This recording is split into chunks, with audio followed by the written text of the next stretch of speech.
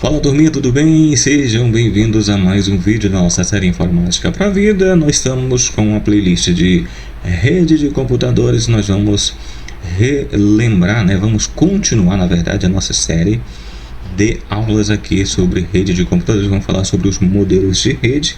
Antes, eu gostaria de relembrar você aqui, não é inscrito no nosso canal, se inscrever, deixar um like no vídeo e compartilhar com seus amigos nas suas redes sociais, beleza? Vamos lá, então vamos falar sobre modelos de rede aqui. Modelo de rede entende-se por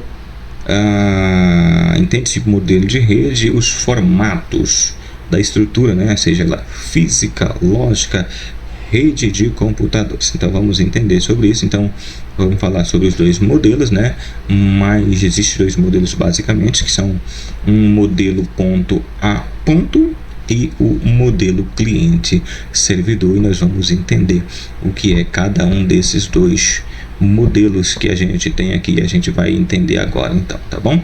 Vamos então seguir falando aqui do modelo ponto a ponto. As redes ponto a ponto são mais simples, sem nenhuma estrutura centralizada de administração, segurança e recursos compartilhados. Recomenda-se que este modelo de rede para pequenos escritórios, no máximo 10 computadores, todos atuam como clientes servidores, como clientes de certa forma. Um computador que acessa um recurso pela rede e um servidor, computador que disponibiliza um recurso também na rede. A desvantagem de uma rede desse tipo é que a descentralização, ou seja, as tarefas administrativas como um backup dos dados, o controle de acesso aos recursos, questões de arquivos, impressora e o gerenciamento do protocolo são muito mais difíceis de ter um controle, de ser mais definido. E aí nós temos a representação dessa interligação, ou seja, todo mundo se comunica com todo mundo pega arquivo de todo mundo é servidor e ao mesmo tempo cliente de todos. Esse é uma estrutura de ponto a ponto, Temos a rede cliente-servidor. Nesse tipo de administração de rede, a segurança, os recursos são centralizados em um único lugar. Arquivos, impressora, acesso à internet, outros serviços estão controlados pelo servidor. Por isso é necessário instalar um sistema operacional de rede, e existe vários no mercado que pode fazer isso, Sendo os mais usados atualmente, nós temos, por exemplo, o Windows 2003 Server, temos o NT Server, temos NetWare e outras versões do Linux. As redes clientes-servidores têm um custo inicial mais alto do que a rede ponto a ponto e requer mais conhecimento técnico para ser instalado e gerenciado devido ao poderoso hardware e software que utiliza. A maioria das aplicações de internet utilizadas no modelo é chamado cliente-servidor atualmente. Clientes corresponde a um programa software executado em um host ou solicitando informações a um programa, normalmente através da rede. Exemplos de programas clientes: nós temos os navegadores, Exemplo, o Edge, Internet Explorer, Firefox, o Google Chrome, o Opera, enfim, são navegadores, são programas. Os servidores correspondem a um programa que fica em espera, aguardando a solicitação de clientes e que fornece os dados solicitados de acordo com a solicitação do cliente. Exemplo, no caso, nós temos servidores web, Apache, o ISS, enfim, são exemplos de servidores, aplicações, software, servidores. Aqui nós temos uma exemplificação.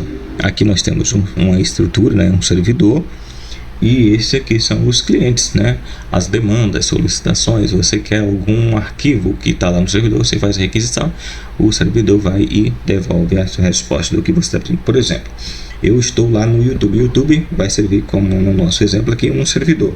Eu estou querendo assistir um vídeo sobre guerra mundial, Primeira Guerra Mundial.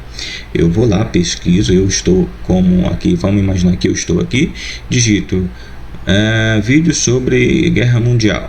ele vai até o servidor, que vai encontrar lá no YouTube uma série desses vídeos, e ele vai me responder uma série de opções que eu vou escolher aquele que eu acho mais adequado para mim acompanhar, ou até mesmo fazer o download, tá? É um exemplo aí da estrutura cliente-servidor, beleza?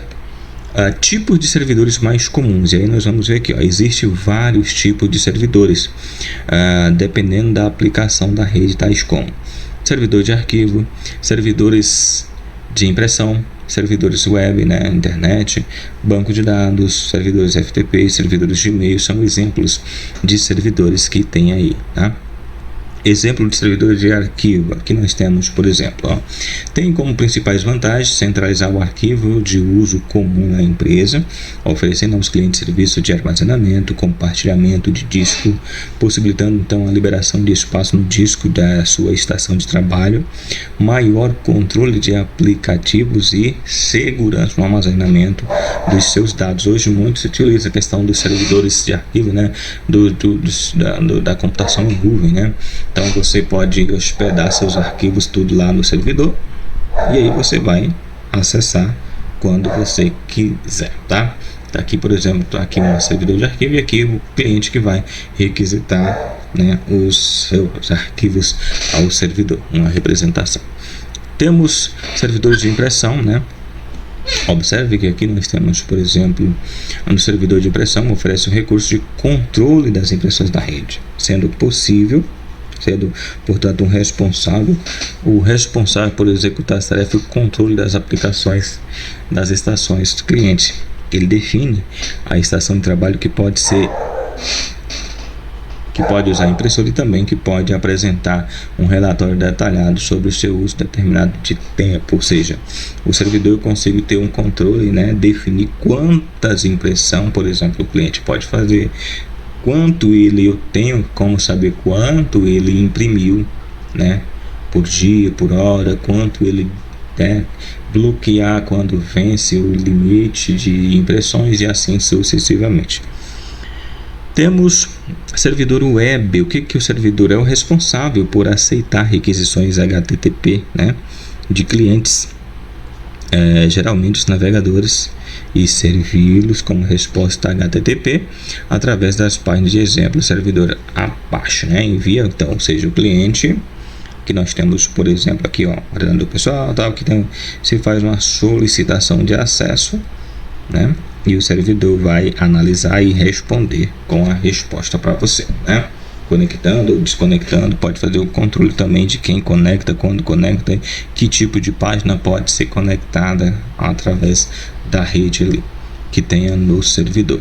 Servidor de banco de dados apresenta como os principais benefícios: guarda armazenamento de dados, garantindo então sigilo, segurança das informações ali da empresa, e aumento de desempenho no acesso aos dados, muito utilizado por empresas que trabalham em grande volume de dados, né? E nós temos exemplos de servidores como temos Oracle, temos o SQL Server, temos MySQL, temos Postgres e outros, diversos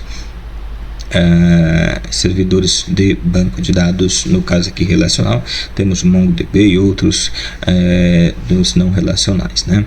Arquivos, aqui nós temos, por exemplo, uma representação, né, de programas, servidores de impressão, servidores de arquivo, servidores de bancos de dados, né? Enfim, uma representação aqui. E temos também os servidores FTP e e-mail, né? E aí você vê os servidores FTP, responsável pela comunicação do cliente FTP, exemplo WSTP, e ele que permite o download e upload de arquivos entre o cliente e o servidor. Então é um controle, é o cara que faz esse fluxo, controle de fluxo de download e upload. Servidor de e-mail, responsável por garantir os e-mails que são enviados e recebidos e armazenados, exemplo SendMail e a Unix, né? São exemplos aí de servidores de e-mail. Você vê aí a representação. Beleza? Falamos sobre modelos de rede aqui, né? E obviamente, se você curtiu, não esqueça de deixar aquele like e compartilhar aí com seus amigos nas suas redes sociais, que ajuda muito a gente aqui no crescimento. Falamos rede ponto a ponto, cliente servidor. Valeu, até o próximo.